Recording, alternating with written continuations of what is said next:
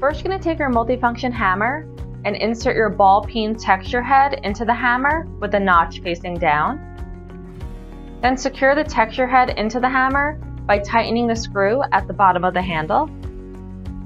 Now before you begin your project, you want to make sure that the blue film on both sides of the bracelet blank is removed. And to remove the blue film, take your finger and scratch the edge of the bracelet until the film lifts up, then pull. This film is on your bracelet to protect your metal from scratches while it's in the packaging. So you're going to hold the multifunction hammer at the bottom of the handle with your palm of your hand over the screw. And you're going to apply a little bit of pressure to keep the screw from loosening up while stamping.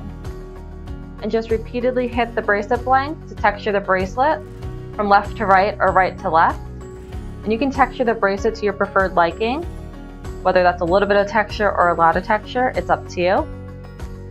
And your screw will loosen up over time, and that's okay. Tighten the screw back up again and continue texturing.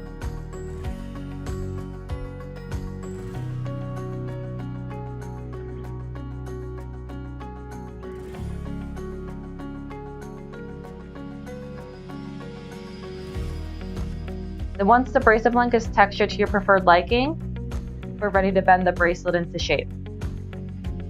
So now we're going to bend the bracelet into shape using our bracelet bending bar.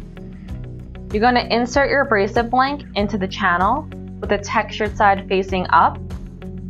You're going to hold it securely with your thumb to keep it in place. Then take the palm of your hand and bend it halfway around the bar, making sure you're not over bending. Then you're going to flip the bracelet over. Again, hold it firmly in place with your thumb. Take your palm of your hand and bend it halfway over the bar.